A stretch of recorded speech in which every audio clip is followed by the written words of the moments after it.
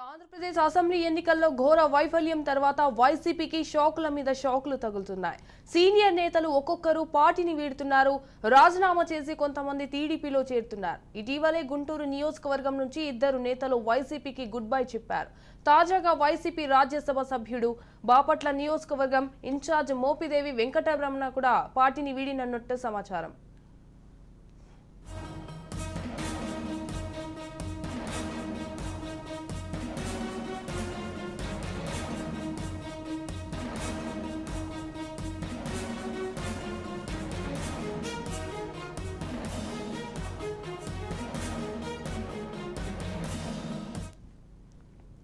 YCP chief మాజీ CM Jagan కు అత్యంత సన్నిహితుడిగా పేరొందిన మోపిదేవి పార్టీని వీడనున్నారనే వార్తలతో పార్టీ శ్రేణుల్లో షాక్ కు గురవుతున్నాయి.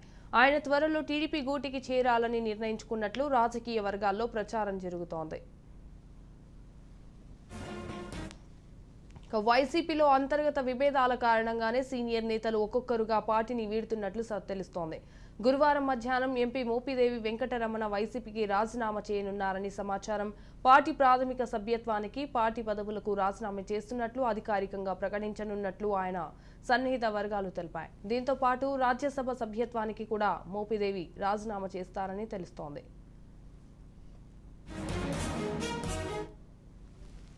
రైట్, ఇక ఇదే అంశంపై మరింత సమాచారాన్ని మా ప్రతినిధి రమేష్ ఫోన్ ద్వారా అందిస్తారు. రమేష్. సంజన, ఏదైతే మరి వైసీపీలో సీనియర్ నేతగా ఉన్నటువంటి మోపిదేవి వెంకటరమణ ప్రస్తుతం రాజ్యసభ సభ్యుడిగా ఉన్నారు. ఏదైతే మరి వైఎస్ తో అత్యంత సన్నిహితుడైనటువంటి మోపిదేవి వెంకటరమణ నేడు రాజీనామా చేస్తా సిద్ధమవుతున్నట్టు తెలుస్తుంది. ఇప్పటికే అటు ఎంపీటీసీలు కానీ సర్పంచ్లు కూడా పూర్తి స్థాయిలో సిద్ధమయ్యారు. 6వ తారీఖు జాయిన్ అయ్యేటువంటి అవకాశం కనిపిస్తుంది. ఎందుకంటే మోపిదేవి వెంకటరమణ గతంలో 2024లో సీటు నిరాకరించింది వైసీపీ అధిష్టానం. అయితే దానిపైన కూడా రాష్ట్ర వ్యాప్తంగా కూడా మత్స్యకారుల సంబంధించినటువంటి ఉద్యమం చేసినటువంటి సందర్భాలు కూడా ఉన్నాయి. ఈ నేపథ్యంలోనే అటు వైసీపీలో కీలక నేతగా ఉన్నటువంటి అటు 2026 వరకు కూడా రాజ్యసభ సభ్యత్వం ఉన్నటువంటి నేపథ్యంలో రాజీనామా చేయటం పట్ల వైసీపీలో తీవ్ర నష్టం అని చెప్పుకోవచ్చు. వైసీపీకి ఇది ఒక బిగ్ షాక్ అని చెప్పుకోవచ్చు. ఎందుకంటే అత్యంత సన్నిహితుడిగా వైసీపీ ఫ్యామిలీతో, అటు రాజశేఖర రెడ్డి ఫ్యామిలీతో కూడా అత్యంత సన్నిహితుడిగా ఉన్నాడు. అదే విధంగా ఏదైతే ఈడీ కేసులో కూడా 2 సంవత్సరాల పాటు జైలు జీవితం అనిపించినటువంటి మోపిదేవి వెంకటరమణ కూడా పూర్తి స్థాయిలో 6వ తారీఖు పార్టీలో టీడీపీలో చేరేందుకు కూడా సిద్ధమవుతున్నటువంటి పరిస్థితి కనపడుతుంది. అయితే అటు టీడీపీ వర్గాల నుంచి ఎటువంటి ప్రకటన రాలేదు, అటు వైసీపీ నుంచి కూడా ఎటువంటి ప్రకటన రానున్నటువంటి నేపథ్యంలో కొంత ఊహాగానాలని చెప్పుకున్నటువంటి నేపథ్యంలో అయితే కింద స్థాయిలో క్షేత్ర స్థాయిలో మనం విచారించినటువంటి క్రమంలో కూడా ఖచ్చితంగా రాజీనామా చేసి టీడీపీలో చేరుతున్నాడని ఒక అంచనా వేసుకోవచ్చు. ఎందుకంటే టీడీపీలో కూడా ఏదో ఒక ఆఫర్ వచ్చేటువంటి అవకాశం ఉంది. ఎందుకంటే ఇప్పుడు ప్రస్తుతం అక్కడ మంత్రిగా ఉన్నాడు. ఏదైతే ఇప్పుడు గెలిచినటువంటి ఎమ్మెల్యే కూడా టీడీపీ మంత్రిగా ఉన్నటువంటి రెవెన్యూ శాఖ అనగాని సత్యప్రసాద్ మంత్రిగా ఉన్నటువంటి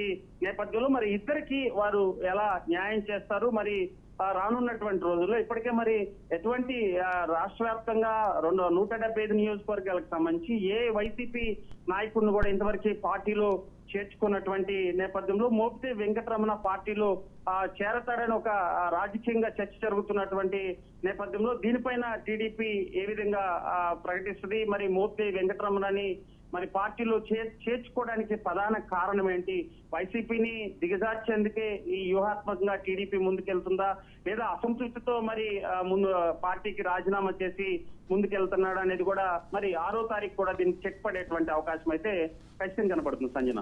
right, thank you for the updates Ramesh.